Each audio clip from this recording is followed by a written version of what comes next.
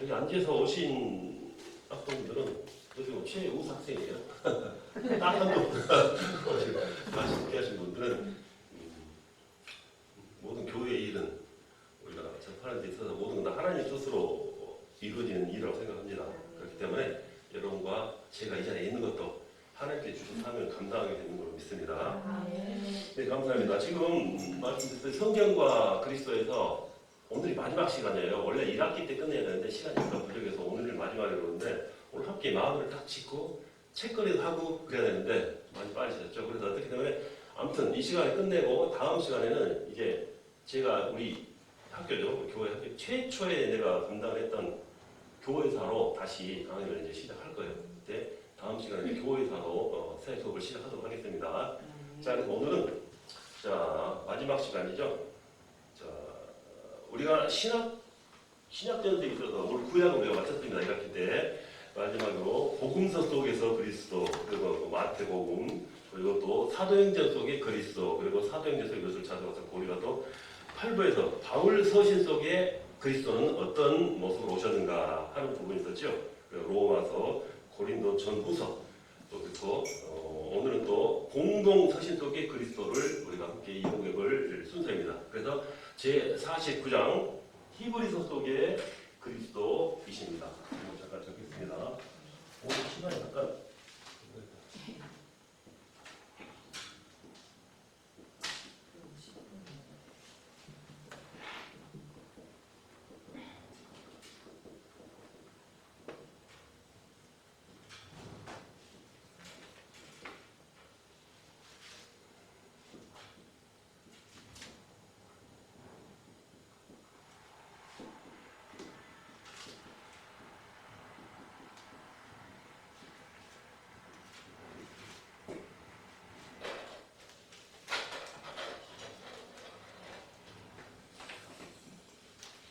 좋습니다.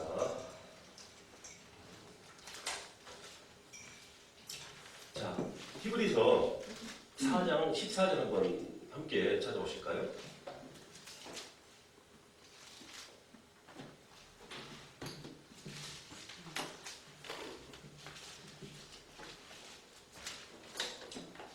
자, 히브리서 4장 4장 14절부터 16절입니다. 제가 한번 읽어보겠습니다. 그러므로 우리에게 큰 대제사장이 계시니 승천하시니 곧 하나님의 아들 예수시라. 우리가 믿는 도리를 굳게 잡을지어다. 우리에게 있는 대제사장은 우리의 연약함을 동정하지 못하실 리가 아니요 모든 일에 우리와 똑같이 시험을 받으신 이로되 죄는 없으시니라. 그러므로 우리는 긍휼하심을 받고 때를 따라 돕는 은혜를 얻기 위하여 은혜의 보좌 앞에 담대히 나을 것이라. 아멘. 네, 좋습니다. 자, 유대인들은 유대교에서 기독교로 개종한 이들을 매우 붙잡았습니다. 자, 초대교회 시절에 주님이 오시고 교회를 세우시고 제자들이 복음을 전파하는 그런 과정에 있을 때 많은 유대인들이 이제 복음을 듣고 우리 기독교, 즉 주님의 어떤 그 복음을 믿기 시작했죠. 자, 그래서 원래는 유대교에 있었던 사람들은 자신의 원래 기본적인 구약부터 내려온 종교가 있었죠. 신앙이 그걸 말씀드리는 거예요. 그래서 이 유대인들이 유대교에서 기독교로 개종한 이들에게 많이 핍박을 했다는 것입니다. 그래서 예수를 믿는다는 이유로, 자, 새로운 복음을 받아들인다는 이유로 많은 핍박을 당하고 환난을 당했다는 것입니다.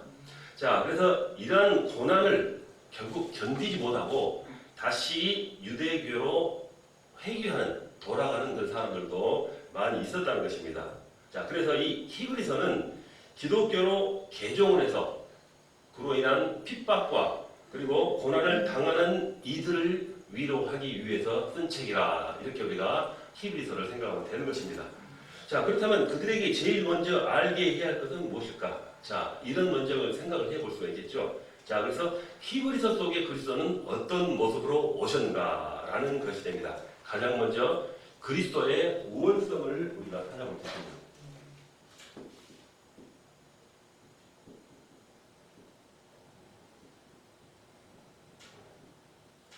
자, 그리스도의 우월성을 나타내는 어떤 그런 히브리서 속의 주님의 모습을 찾아볼 수가 있는 것입니다.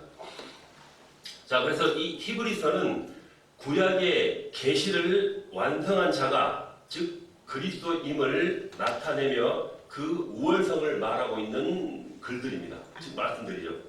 자, 그래서 이 계시라는 말은 헬라어로 아포칼립시스라고 그러죠. 아포칼립시스 아마 들어보셨을 거예요. 그렇게 말하는데 이는 감춰진 것을 드러내다라는 것입니다. 즉 계시를 통해서 하나님의 비밀을, 하나님의 나라를 드러낸다 하는 뜻과 같은 것이 되겠죠. 그래서 이 구약의 계시는 창세기 3장 15절로부터 즉 우리 인간이 죄를 짓기 시작한 그 당시의 말씀들이죠. 창세기 3장 15절로부터 여자의 후손으로 숨겨져 있다고 말을 합니다. 자, 그런데 그리스도께서 이것을 여셨다라는 것입니다. 자, 그래서 이러한 계시는 결코 우리 인간들이 스스로는 절대로 알 수가 없습니다. 하나님께서 보여주셔야만이 비로소 깨달을 수가 있는 것입니다. 그래서 하나님의 계시는 오직 하나님의 영으로만 알아들을 수 있기 때문에 우리가 그렇게 된다라고 강조를 하는 것입니다. 자, 그래서 우리가 구약 성경을 보면 하나님께서 선지자들을 통해서 이제 예수가 그리스도로 오실 것을 여러 군데에 바로 계시라고 예언을 하고 있습니다. 그래서 이 구약의 계시가 메시아의 언약이라는 것입니다. 자, 히브리어죠. 히브리어로 된 구약에서는 메시아로 표현하고 있고 헬라어로 표현된 신약에서는 이제 그리스도라고 표현을 하죠. 그래서 구약에서는 이렇게 메시아에 대해서 여자의 후손으로 올 것이라 라고 예표를 하고 있다라는 것이죠. 자, 모든 인간들은 다 남자의 후손입니다. 자, 그렇지만 오직 예수 그리스도만이 여자의 후손으로 이 땅에 오셨다는 것입니다. 자, 그래서 예수 그리스도를 예표하는 그 와중에 우리가 여러 가지 물건이 있는데 물질들이 있고 어떤 상황이 있는데 바로 우리가 가지고 있다는 그 부분도 우리 주님을 예표하는 걸로 알고 있습니다. 자, 그래서 아담과 하와가 범죄했을 때 하나님께서는 양을 잡아서 그 가죽을 벗겨서 그 가죽을 만들어서 옷을 입혀 주셨다는 것입니다. 그 이유는 가죽옷을 입음으로써 인간의 부끄러움을 감춰 주시기 위한 것이었습니다. 그래서 아담과 하와가 죄를 지음으로 말미암아 이 부끄러움을 알게 되어서 그것을 감추기 위해서 하나님께서 만들어 주신 것이라는 말씀인 것입니다. 자, 그래서 예수님께서는 우리의 죄를 사하여 주시기 위해서 영적 가죽 옷을 입혀 주신 것입니다. 자, 그래서 예수 그리스도를 예표하는 또 하나의 단어, 방주도 예수 그리스도를 예표하지요. 구약에서. 자, 그래서 노아 시대의 대홍수로 말미암아서 온 세상이 이제 물에 잠기게 되었습니다. 자, 그러기 전에 하나님께서는 노아를 택하시고 노아를 불러서 방주를 만들게 하셔서 그 방주 안으로 들어가서 그 가족들을 살리셨다는 것입니다. 방주에 들어간 사람만이 살아남을 수 있었다라는 것이죠. 자, 그래서 예수가 바로 이와 같이 생명을 살리는 방주로 또한 예표됐다라는 것입니다. 자, 그래서 우리가 이 여러 가지 사상을 종합해 볼 때 오직 누구나 예수 안에 들어오기만 하면은 살아난다 하는 것을 이미 구약에서 우리에게 예시를 해주고 있는 것입니다. 자, 그리고 또한 예수 그리스도는 유월절로 예표가 되어 있습니다. 자, 이스라엘 백성들이 애굽에서 이렇게 탈출해 나올 시 당시 양을 잡아서 그냥 풀어주지 않았죠. 자, 그렇기 때문에 살아남을 수 있는 방법을 제시해 줬다는 것입니다. 당시 양을 잡아서 그 피로 문설주와 임방에 발랐다라는 것이죠. 그래서 그 양의 피를 받은 집만이 죽음을 건너뛰어 저주를 피할 수 있었다라는 것입니다. 그 피가 바로 예수님의 보혈을 예표하고 있는 것입니다. 자, 또 광야에서 이스라엘 백성들이 이렇게 뱀에게 물려 죽어간 경우가 있었습니다. 자, 그래서 또 모세가 하나님께 기도를 했습니다. 그러자 하나님께서는 모세에게 또 노뱀을 만들게 하시고 그 노뱀을 쳐다보는 자마다 바라보는 자마다 살 수 있는 어떤 그런 은혜를 베풀어 주신 것입니다. 자, 구원도 이처럼 예수를 바라보기만 하면은 이루어진다라는 것입니다. 구원을 얻게 된다는 것이죠. 구원도 이처럼 말씀드린 대로 예수 그리스도를 바라보기만 하면, 믿기만 하면 얻게 된다라는 그 말씀인 것입니다. 자, 주님을 멀리하지 않고 우리가 바라볼 때, 믿을 때 그 구원은 이루어진 것입니다. 어떠한 노력도 필요 없고 나의 어떤 능력도 필요 없고 오직 믿음으로 예수를 믿기만 하면은 그 구원은 이루어진다라는 것입니다. 자, 또 한 가지 구약 시대에 예수 그리스도를 예표하는 것 또 하나 있었죠. 도피성이라는 것도 있었습니다. 아무리 큰 죄를 지은 사람이라 할지라도 바로 제사장이 있는 그 도피성으로 들어가면은 그 형벌을 면할 수가 있었다라는 것입니다. 자, 그래서 마찬가지로 우리가 어떤 죄를 지었다 할지라도 예수 그리스도 안으로 들어오기만 하면은 우리는 구원을 받을 수 있고 또한 죄 사함을 받을 수가 있다라는 것입니다. 그리고 또 그 죄 사함을 받고 천국에 이르게 되는 것입니다. 자, 그래서 구약은 지금까지 말씀드린 것처럼 끊임없이 여러 부분에 있어서 예수 그리스도를 예치하고 있다는 것입니다. 자, 말씀드린 대로 이렇게 예수 그리스도는 구약의 계시의 완성자이십니다. 예수 그리스도로 말미암아 이제 구약의 계시가 모두 다 완성이 되었다라는 것이죠. 자, 예수님께서는 뭐라고 말씀하셨냐면은 계시록 22장 13절에 이 성경이 곧 내게 대하여 증언한 것이니라 라고 말씀하셨습니다. 요한복음 5장 39절입니다. 자, 그리고 또한 나는 알파와 오메가요 처음과 마지막이요 시작과 마침이라 라고 방금 말씀드린 계시록 22장 13절에 말씀을 하고 있고, 또 구약이 예언된 구약 안에 예언되어 있던 그 모든 것을 완성했다고 말씀하고 있는 것입니다. 자, 예수 그리스도는 천사보다 더 뛰어나신 분이십니다. 자, 유대인들에게는 천사 숭배 사상이 있었습니다. 하지만 천사는 피조물입니다. 즉 지음받은 것이죠. 하나님께서 만드신 존재라는 것입니다. 예수 그리스도가 부리는 영적인 존재라는 것입니다. 자, 그래서 또한 예수 그리스도는 구약 시대의 절대적인 숭배자였던 모세보다도 훨씬 더 뛰어나신 분이라는 것입니다. 유대인들은 그 당시에 모세를 가장 중요한 인물로 또 가장 숭배를 했던 인물이죠. 하지만 신앙생활은 오직 예수 그리스도만 바라보는 것입니다. 믿음의 주요 또 온전하게 하시는 이인 예수를 바라보자 라고 분명히 성경에서 말씀하고 있는 것입니다. 그러므로 언제나 예수 그리스도를 바라보시는 여러분 되시기를 축원합니다. 자, 히브리서 속의 그리스도는 또 어떤 모습으로 우리에게 다가왔을까요? 다음으로는 그리스도의 유일성입니다.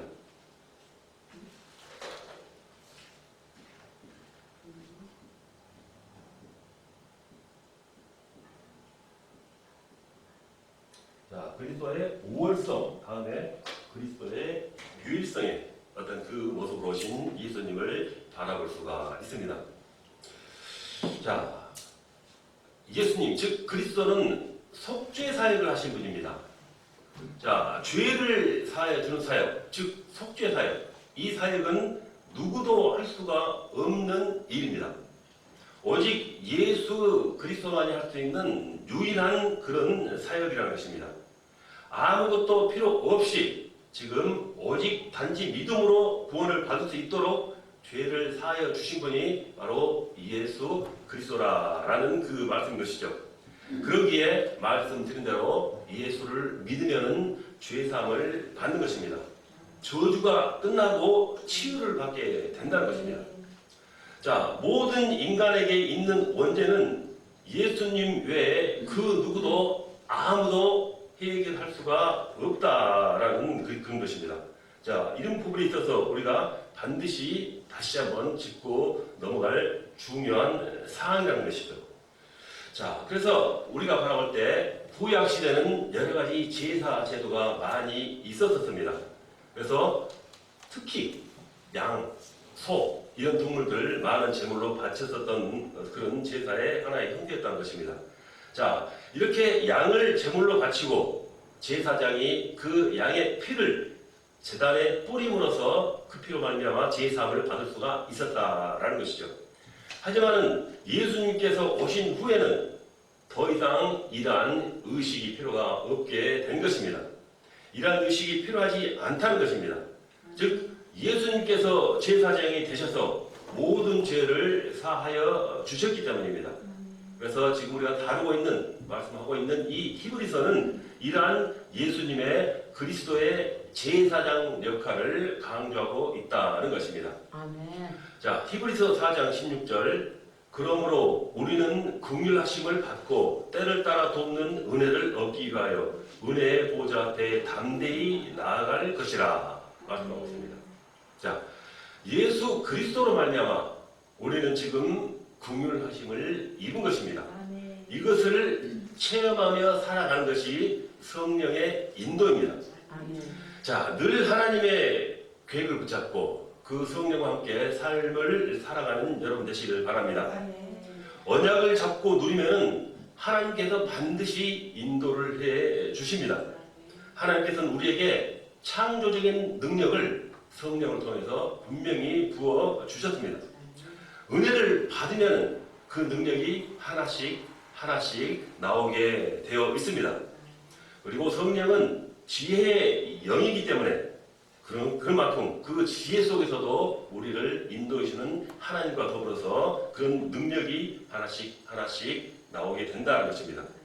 이러한 창조적인 지혜가 여러분 속에 내재되어 있음을 반드시 믿으시기 바랍니다. 자, 그러므로 담대히 우리는 믿음을 바탕으로 그 믿음을 근거로 담대히 하나님 보호자 앞으로 나아가기만 하면 되는 것입니다. 자, 이는 기도의 특권을 통해서 또한 이루어질 수도 있습니다. 자, 모든 문제, 모든 세상에 우리가 감당해야 할 여러 가지 사항들, 또 문제들, 이런 것들을 그리스도께서 모두 다 해결하셨으니 우리는 담대함을 가지고 앞으로 하나님 앞에 나아가면 되는 것입니다. 자, 은혜가 풍성하신 하나님께서 여러분의 관계에 분명히 반드시 응답해 주실 것입니다.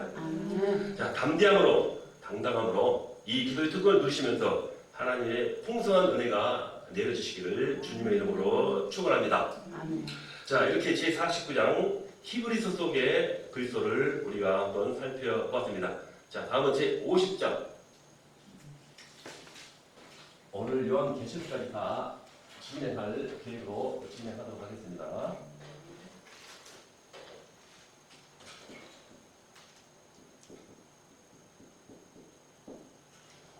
제50장이죠.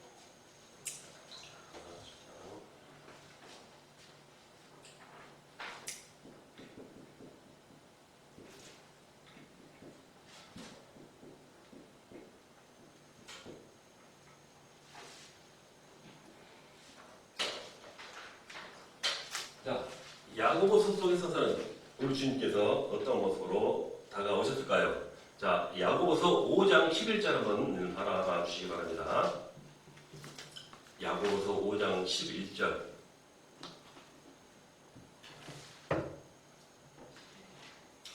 자, 보라, 인내하는 자를 우리가 복되다 하니 너희가 욥의 인내를 들었고 주께서 주신 결말을 보았거니와 주는 가장 자비하시고 긍휼히 여기시는 이시니라. 아멘. 자, 야고보. 이 야고보서는 믿음과 행함이 똑같은 신행일치를 강조합니다. 믿음과 행함이 똑같은 신행일치. 자, 어떤 일은 이를 두고서 율법적이라고 말을 하기도 합니다. 하지만 이는 믿음과 행위가 일치해야만이 구원을 받을 수 있다는 것이 아니라 믿음이 있는 사람은 저절로 그러한 행동이 나온다라는 해석을 우리가 해야 된다는 것이죠. 자, 복음적으로 볼 때는 이는 즉 구원과는 관계가 없습니다. 자, 우리가 구원을 받기 위해서 행위를 하는 것이 아니라 구원받은 이후의 행위를 말을 하고 있다는 것입니다. 자, 바로 그게 구원, 즉 신행일치를 말하고 있는 것입니다. 내가 행위를 통해서 나의 어떤 선을 통해서 구원을 가는 게 아니라 구원을 받은 후에 그 행동이 일치한다라고 말하고 있는 것이죠. 자, 믿음 그리고 행함이 올바른 순서입니다. 행함 그 다음 믿음이 아니라는 것이죠. 자, 구원은 우리가 오직 믿음으로만 구원을 받을 수 있게 되어 있습니다. 자, 이러한 구원 이후에 이제 믿음으로 살아가는 그러한 행동, 그러한 삶이 지금 본문에서 말하는 행위라는 것입니다. 자, 이 행위를 잘 우리가 바라봐야 한다는 것이 되겠죠. 자, 그래서 하나님의 영광을 위해서 사는 것이 바로 우리의 목적이 된다라고 우리가 강조를 할 수가 있습니다. 자, 그렇다면 이 야고보서 속의 그리스도는 어떤 모습으로 우리에게 다가오셨을까요? 가장 먼저 영광의 주 되신 그리스도이십니다.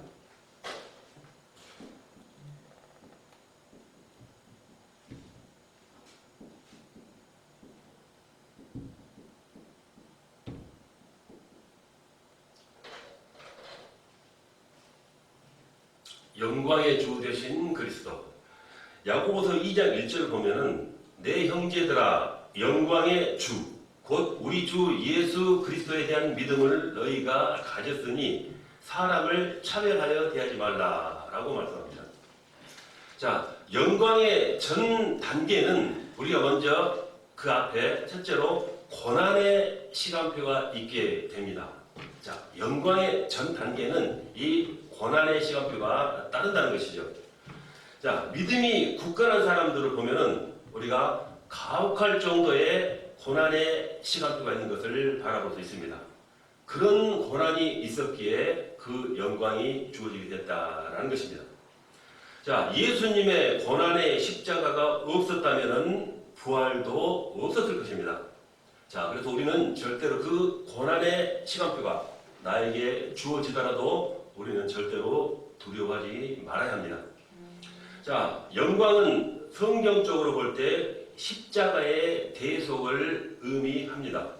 이 십자가의 대속을 위해서 예수님께서도 그 고난의 혹독한 시간표가 있었다라는 것이죠. 자, 그런데 제자들은 그것을 착각했습니다. 자, 예수님을 만나자마자 영광의 메시아로 생각했다라는 것입니다. 자, 그들은 지금 예수님께서 행하시는 자기들 앞에 펼쳐지는 그런 모든 기적과 이적을 바라보면서 영광의 주님만을 생각했던 것입니다. 자, 고난의 주님, 고난의 메시아, 고난의 그리스도를 바라보지 못했습니다. 자, 그래서 예수님께서 잡혀가시자 모두 낙심하여 도망가고 말았다는 것입니다. 자, 그러므로 우리에게 누구나 자기에게 고난이 찾아오더라도 우리는 좌절하고 실망하지 말아야 합니다. 고난을 당하든지 아닙니다. 고난을 당하는 어떤 그런 하나님의 시간표가 나에게 주어졌다라고 받아들이시길 바랍니다. 자, 질병, 가난, 실패, 그러한 등등을 통해서 내 마음이 가난해지고 또 겸손해짐으로 우리가 하나님의 말씀을 다시 받게 된다라는 것입니다. 자, 그래서 그 어려움과 고난을 당해야 자신의 한계를 바라볼 수 있고 또 깨닫고 하나님 앞에 우리가 더 나오게 되는 것입니다. 아멘. 자, 이러한 과정을 통해서 정금같이 빛나는 그 믿음의 사람으로 변화될 수가 있는 것입니다. 고난은 결코 죄의 보응이 아닙니다. 하나님께서 연단하고 계심을 깨닫으시기를 바랍니다. 고난 없는 영광은 없는 것입니다. 요한복음 16장 33절 세상에서 너희가 환난을 당하라 담대하라 내가 세상을 이겼노라 하고 우리에게 용기를 부어주고 계신 것입니다. 자, 예수님께서는 이렇게 많은 환난을 당하셨지만 결국 마침내 세상을 이기셨습니다. 자, 그래서 그 세상을 이기셨다는 것은 바로 예수님의 부활을 말하고 있습니다. 그래서 예수님께서 부활하시면서 이제 이 세상의 모든 것을 장악하게 되신 것입니다. 그래서 우리는 어떤 상황 속에서도 항상 평안을 가져야 합니다. 그래서 우리가 주님을 바라보면서 또 주님께 주시는 그 평안이 우리의 신앙생활이며 우리가 그 평안을 함께 누려 나가야 하는 것입니다.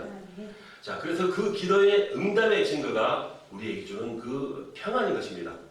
여러분도 부디 이러한 평안을 누리시기 바랍니다.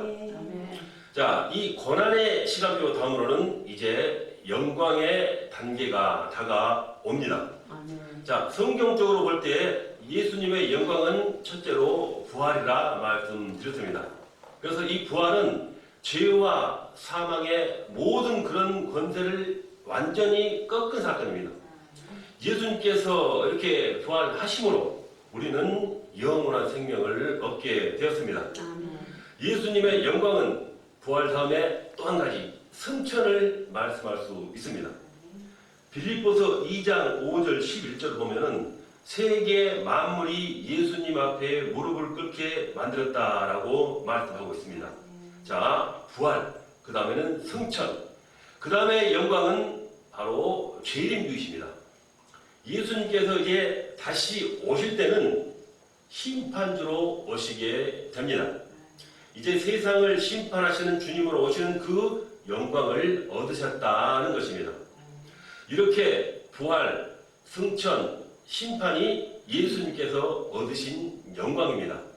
자, 이러한 영광의 주를 모신 자의 삶은 삶의 기준이 달라져서 우선순위가 이제 바뀌게 되는 것입니다. 세상 중심이 아닌 그리스도의 중심으로 바뀐 그 삶을 살게 됩니다.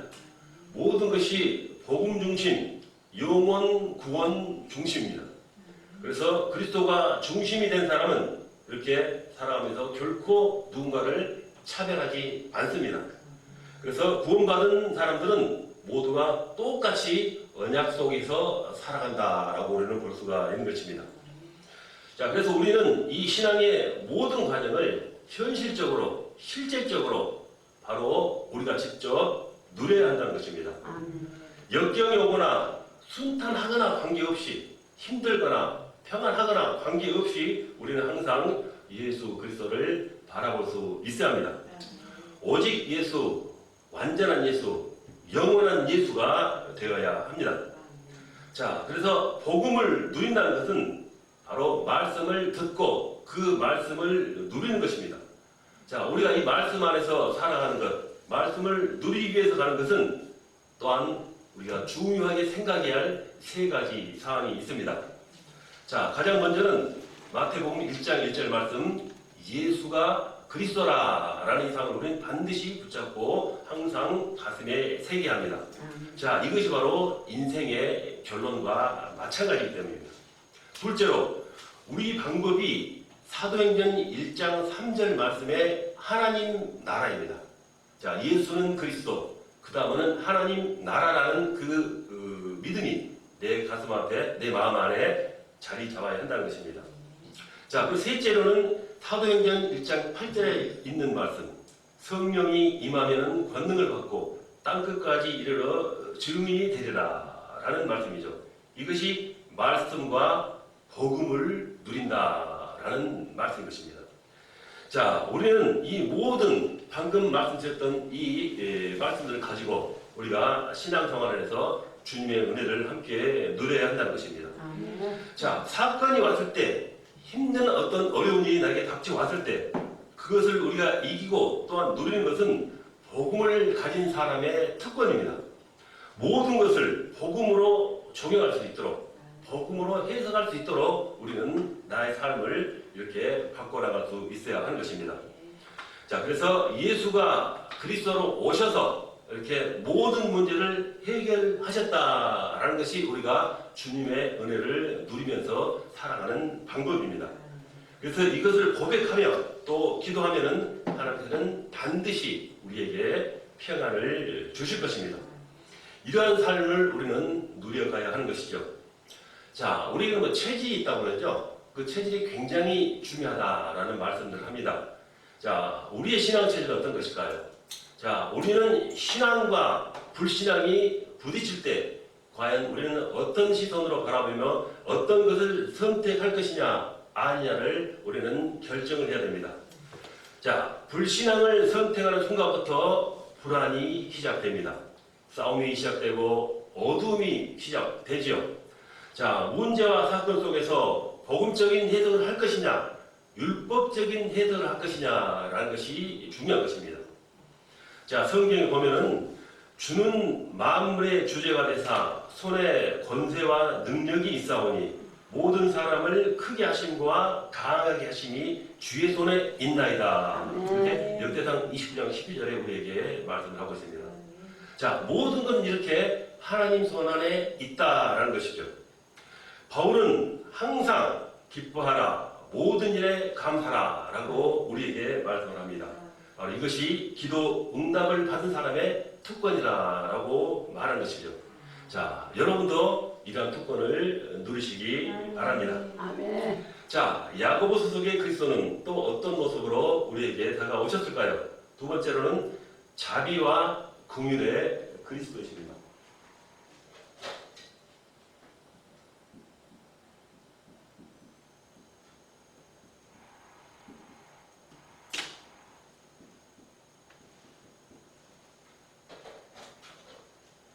자, 자비와 긍휼의 그리스도. 자, 자비와 긍휼. 자, 이런 복음적 의미죠. 우리가 복음을 전할 때 많이 사용하는 하나의 그 단어이기도 합니다. 이 자비와 긍휼의 복음적 의미는 십자가의 대속입니다. 자, 이는 창세기 3장 문제, 즉 인간의 죄악 문제입니다. 창세기 3장의 문제를 해결하기 위함이었습니다. 그래서 십자가 대속으로 말미암아 저주와 재앙이 우리로부터 해결이 된 것입니다. 이러한 자비와 긍휼을 받은 사람은 넘치는 감사의 삶을 살 수 있어야 합니다. 왜냐하면 감사함을 통해서 그 감사함으로 이러한 흑암이 물러나기 때문입니다. 감사는 반드시 분명히 기적을 낳습니다. 그래서 이러한 자비와 긍휼을 체험한 사람은 이것을 또한 다른 사람에게 전파하는 사람이 될 수 있어야 됩니다. 자, 그래서 우리는 세상을 항상 바라볼 때 육의 눈이 아닌 영의 눈으로 바라볼 수 있어야 합니다. 사람들은 흑암, 공허, 혼돈 속에서 그 세상을 살아가고 있습니다. 이러한 현장에서 우리는 창조의 빛, 영광의 빛, 생명의 빛이 되신 예수 그리스도를 전파해야 하는 자가 되어야 하는 것입니다. 창세기 3장 현장 사람들, 즉 죄악된 세상 속에 살아가는 사람들은 반드시 공허함 속에서 살아가게 되는 것입니다. 혼돈 속에서 살아가는 것입니다. 그러므로 창조의 빛, 영광의 빛, 생명의 빛 되시는 그리스도를 증거하는 삶을 살아가시기 바랍니다. 그리스도를 증거하는 삶에서의 행함은 생명을 살리는 헌신입니다. 복음을 전하는 것이 바로 믿음의 행함입니다. 영원 구원, 하나님의 영광을 위한 것에 우리는 모든 삶의 초점을 맞출 수 있어야 됩니다. 이것이 성경이 말하는 복음적인 행함인 것입니다. 자, 이러한 행함으로 자비와 긍휼의 그리스도와 함께 하시는 또 그 은혜 속에서 풍성한 축복을 누리는 여러분 되시기를 바라겠습니다. 자, 다음은 50장, 51장이죠. 이렇게 50장 야고보서 속의 그리스도를 끝내고 다음으로는 51장 베드로 전 후서속의 그리스도로 진행해 보도록 하겠습니다.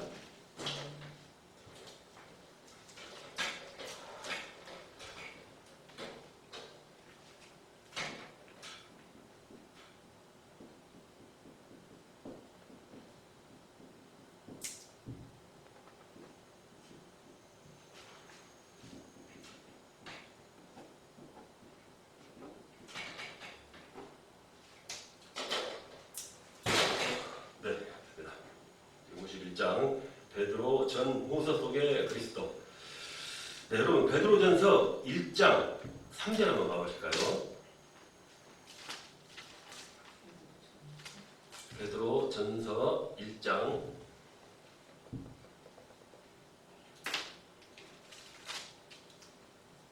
3절. 자, 제가 읽겠습니다. 우리 주 예수 그리스도의 아버지 하나님을 찬송하리로다. 그의 많으신 긍휼대로 예수 그리스도를 죽은 자 가운데서 부활하게 하심으로 말미암아 우리를 거듭나게 하사 산 소망이 있게 하시며 썩지 않고 더럽지 않고 쇠하지 아니하는 유업을 있게 하시나니 곧 너희를 위하여 하늘에 간직하신 것이라. 너희는 말세에 나타내기로 예비하신 구원을 얻기 위하여 믿음으로 말미암아 하나님의 능력으로 보호하심을 받았느니라. 그러므로 너희가 이제 여러 가지 시험으로 말미암아 잠깐 근심하게 되지 않을 수 없으나 오히려 크게 기뻐하는도다. 너희 믿음의 확실함은 불로 연단하여도 없어질 금보다 더 귀하여 예수 그리스도께서 나타나실 때 칭찬과 영광과 존귀를 얻게 할 것이니라. 아멘. 자, 베드로 전 후서는 예수를 믿는다는 이유로 고난을 당하는 성도들을 위로하는 그 격려의 메시지입니다. 자, 베드로 자신도 예수를 믿는다는 것으로 인해 많은 고난을 당했기에 이렇게 성도들을 위로하고 격려할 자격이 있는 것입니다. 자, 베드로전서 4장 13절에 오히려 너희가 그리스도의 고난에 참여하는 것으로 즐거워하라 라고 말합니다. 자, 우리가 성령을 충만하게 받게 되면은 신앙으로 인해 고난을 당하더라도 고통을 당하더라도 전혀 억울하지가 않습니다. 아멘. 아무런 상처가 되지 않는다는 것입니다. 자, 그래서 이 베드로는 많은 고난 가운데서 승리를 했기 때문에 고난 중에 성도들을 위로할 수가 있는 것입니다. 자, 예수님께서 우리에게 요한복음 16장 33절에 너희가 환난을 당하나 담대하라 내가 세상을 이겨노라 말씀하셨습니다. 자, 예수님을 믿는 우리도 지금 예수님과 같이 이길 수 있다라는 말씀인 것입니다. 자, 성경은 모든 것을 합력하여 선을 이루느니라 라고 말합니다. 자, 그래서 고난을 당하는 것도 결국은 축복이 된다라는 것입니다. 자, 신앙생활은 여러 가지 해석할 수도 있고 어떤 시각적인 부분이 달리 해석될 수 있지만은 우리가 바라볼 때 하나의 연단의 시간표라고 표현할 수 있습니다. 자, 이 연단의 시간표 다음에 이제 하나님께서 갑절의 복을 주시기 때문입니다. 우리에게 다가오는 아픔 그리고 그 많은 고난들 이런 것들이 나에게 다가왔을 때 우리는 이것을 영적으로 해석하고 또 우리가 하나님 앞에 무릎을 꿇으면 그것이 엄청난 복으로 변화된다라는 것입니다. 자, 앞으로 우리가 살아가면서 우리 삶에는 반드시 엄청난 여러 가지 문제들이 다가올 것입니다. 그때 오직 우리는 예수 그리스도만 바라봐야 하는 것입니다. 그것이 이제 신앙생활의 시작인 것입니다. 자, 모든 그 믿음의 시선을 오직 그리스도에게 두어야 합니다.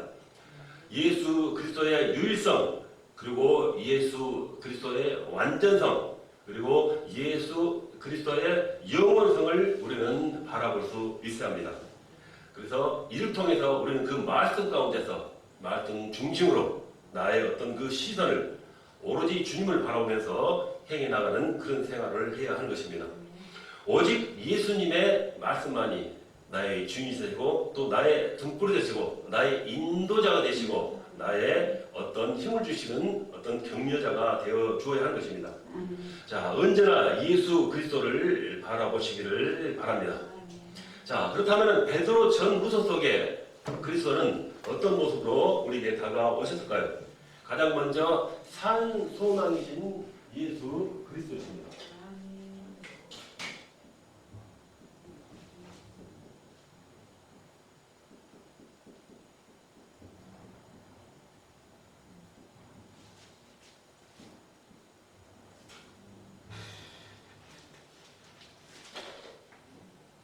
그냥 소망이 아니라 산 소망이신 예수 그리스도. 자, 산 소망의 원천은 바로 하나님의 긍휼입니다. 죄를 지은 대가를 받아야 함에도 우리가 예수를 믿음으로 그 대가가 없게 되었다는 것입니다. 인간은 창세기 3장 속의 사건으로, 즉 죄악의 길로 들어간 그 사건으로 말미암아 그것으로 인해서 당연히 우리는 저주를 받아야 할 존재입니다. 하지만 하나님께서 우리에게 긍휼을 베푸셔서 정죄를 하지 않으셨습니다. 에베소서 2장 4절 5절 말씀, 긍휼이 풍성하신 하나님이 우리를 사랑하신 그 큰 사랑을 인하여 허물로 죽은 우리를 그리스도와 함께 살리셨고 너희는 은혜로 구원을 받은 것이라 말씀하고 있습니다. 자, 이 말씀은 다음 시간에 계속 이어가도록 하겠습니다. 자, 두 번째 시간에 계속하겠습니다. 잠시 쉬겠습니다. 수고하셨습니다.